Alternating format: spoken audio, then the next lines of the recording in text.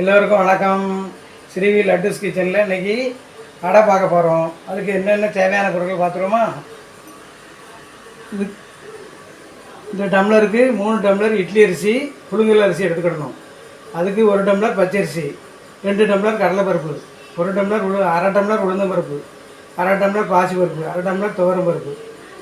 அதை வச்சு அரைச்சி எடுத்து வந்திருக்கேன். வெங்காயம் கட் பண்ணி வச்சுருக்கேன், கருவேப்பிலை கொத்தமல்லி கட் பண்ணி வச்சுருக்கேன், மஞ்சள் பொடி போடணும், காயம் வச்சுருக்கேன். இப்போ வதக்கும், வாங்க வீடியோக்குள்ளே போவோம். ஆன் பண்ணியாச்சு. ஊற்றுறேன். கடுகு,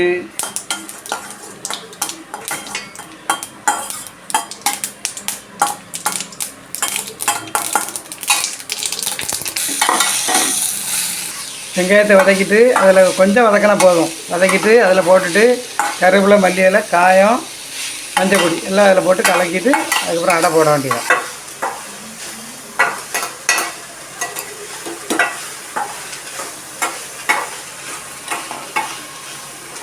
இதிலே போட்டுருங்க.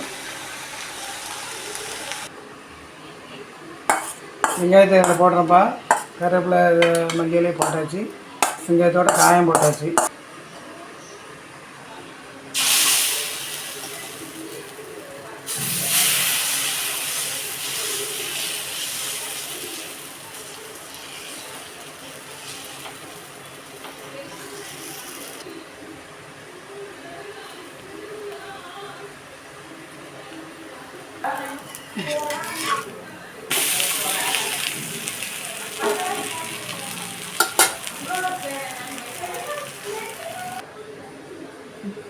அடை ரெடி ஆகிடுச்சுப்பா.